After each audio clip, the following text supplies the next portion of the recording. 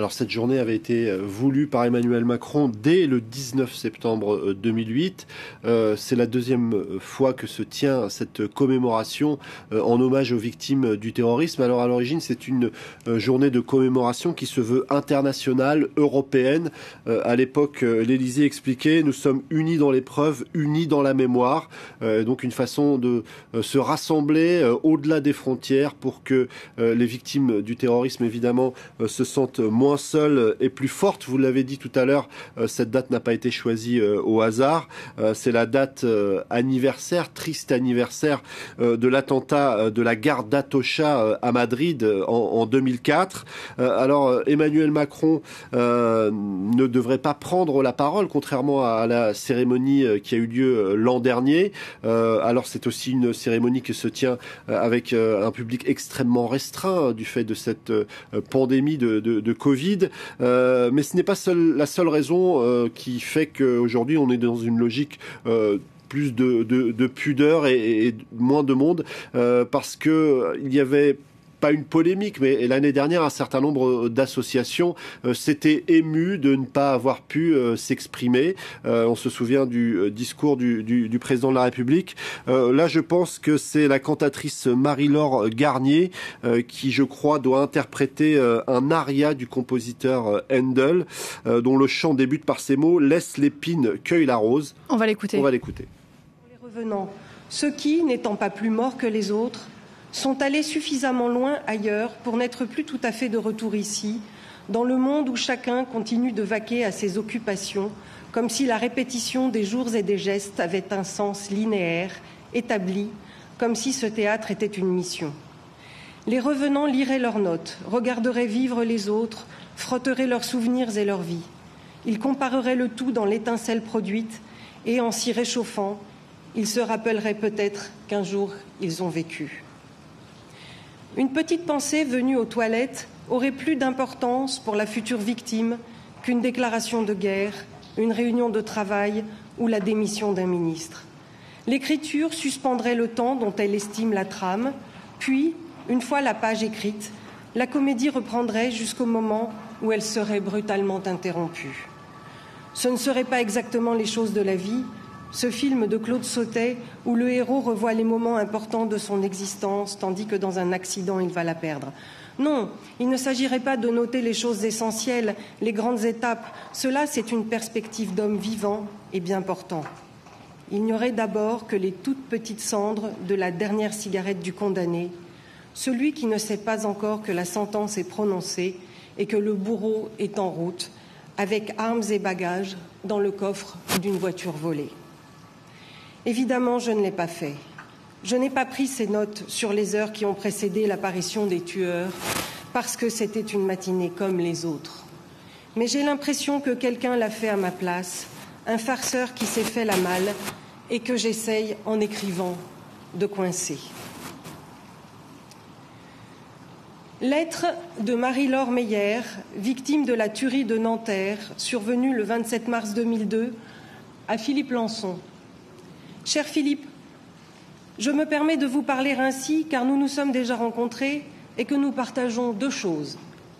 Un article que vous avez écrit en 1997 dans les Portraits de Libé et qui était ma première interview en tant que personne par un journaliste.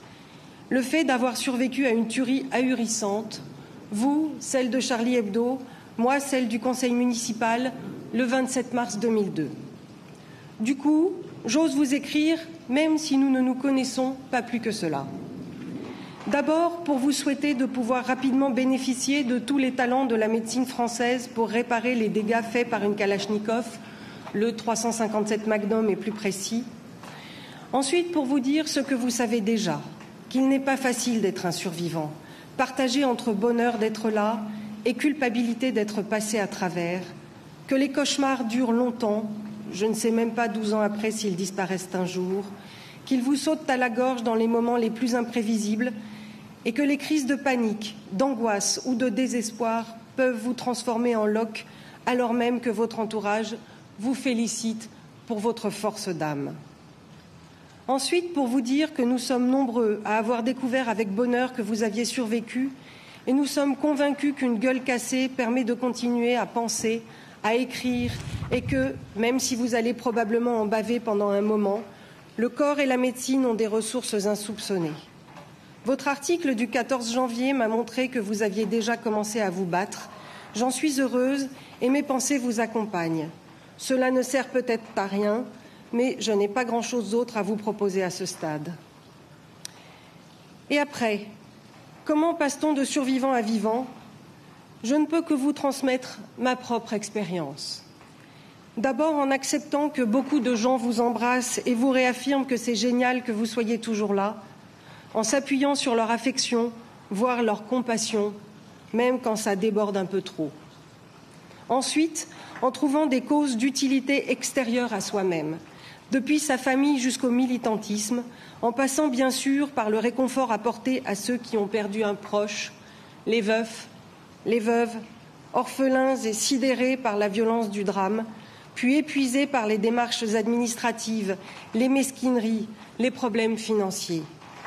Enfin, par toute la réflexion que peut apporter la souffrance aiguë d'avoir été impuissant pendant, avant, depuis. C'est un creuset puissant.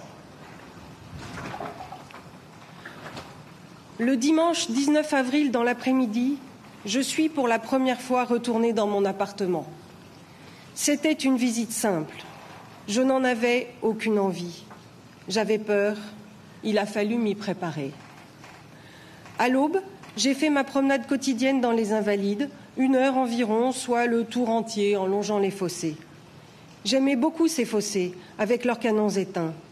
Ils nous séparaient, nous, les patients hospitalisés, du monde extérieur, qui entrait surtout de 10h à 18h sous sa forme touristique. Ceux d'en face étaient des personnages encombrés, mal vêtus, bruyants et sans mystère, des personnages qui allaient plus ou moins vite du point A au point B. On avait établi leur itinéraire en direction du tombeau et le vent bientôt les disperserait, mais leur présence n'était pas inutile. Elle nous mêlait au monde que nous avions quitté.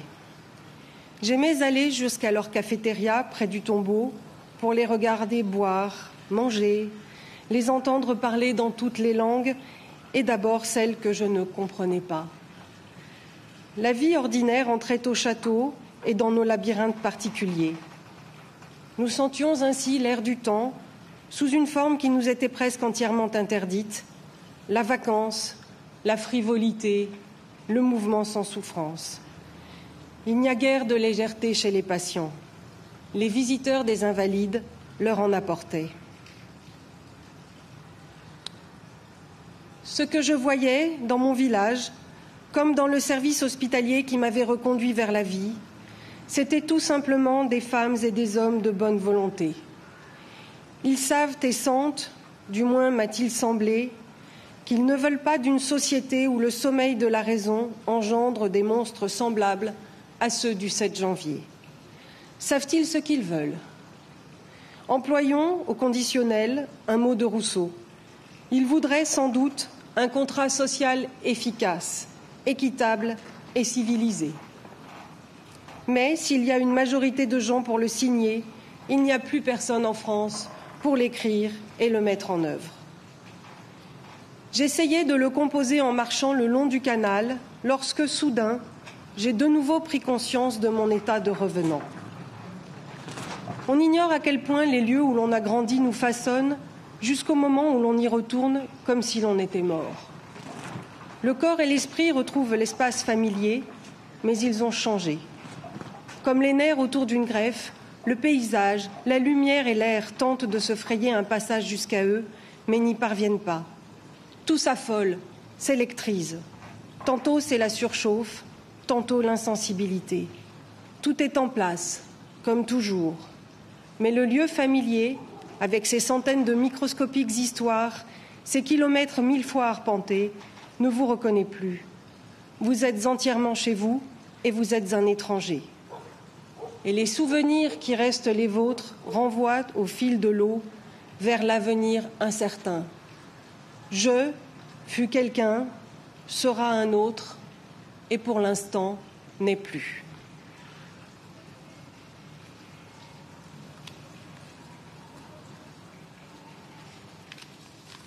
Dépôt de gerbe par Monsieur le Président de la République.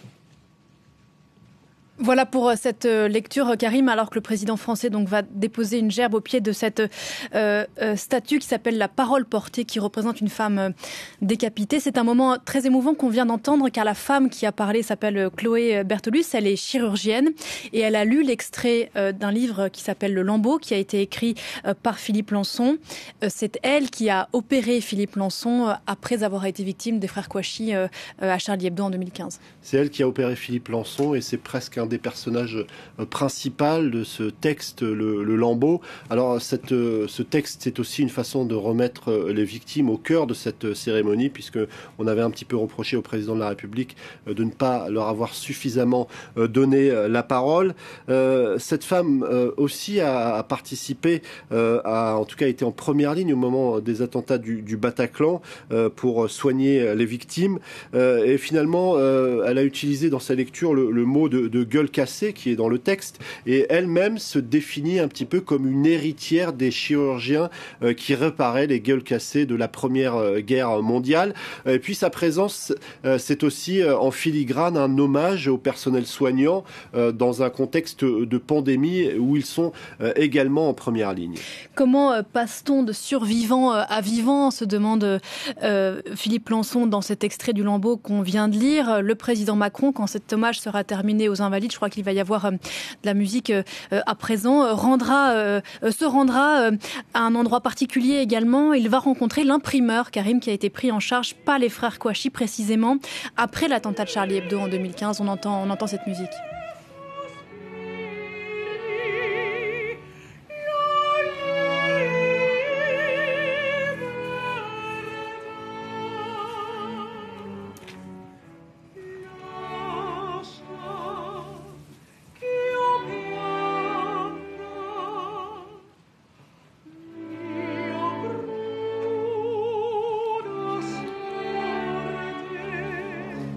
Alors c'est Marie-Laure Garnier, dont j'avais évoqué le nom un peu prématurément tout à l'heure, qui interprète donc une aria du compositeur Handel, dont les premiers mots sont « Laisse l'épine et cueille la rose », donc un message optimiste. C'est évidemment cette dimension optimiste que Emmanuel Macron a voulu. Alors, vous évoquiez il y a quelques instants le fait qu'il allait rendre visite à Michel Catalano, l'imprimeur qui a été pris en otage par les frères Kouachi lors de leur cavale après l'attentat sanglant de Charlie Hebdo. Un homme qui expliquait encore récemment que 6 ans après, il est totalement traumatisé, qu'il a la boule au ventre lorsqu'il lève le rideau métallique de son imprimerie, que grâce aux nombreuses lettres, que grâce aussi au soutien de sa famille et de ses amis, il a réussi à relever la tête. Et évidemment, c'est une façon, encore une fois, pour le président de la République de mettre en avant la parole des victimes, mais en même temps d'envoyer un message de résilience en montrant que cet homme a réussi à se relever, à dépasser un stress post-traumatique particulièrement profond. Et justement, je crois que si le président y va, c'est aussi parce que cet imprimeur l'a invité à l'anniversaire de son entreprise. Exactement. Signe effectivement de la vie qui continue. Alors janvier 2015 est un traumatisme ici en France, avec les attentats de novembre 2015 et ceux de juillet 2016 à Nice. Ça a été les pires attentats de ces dernières années ici en France. Ça a été les pires attentats de ces dernières années. Depuis 2015, 260 personnes sont mortes victimes des attentats terroristes. Et puis aujourd'hui encore, eh bien, la menace reste persistante, nous expliquent les autorités. 33 attentats ont été déjoués depuis 2017. Et il faut surtout faire face à une menace endogène, c'est-à-dire une menace qui vient de l'intérieur du pays et où le passage à l'acte se fait parfois avec des moyens rudimentaires, avec des couteaux ou des voitures béliers. Et l'actualité de ces derniers mois nous l'a rappelé très tragiquement avec l'assassinat de Samuel Paty. On va continuer, Karim, à écouter cette belle interprétation, ces dernières notes.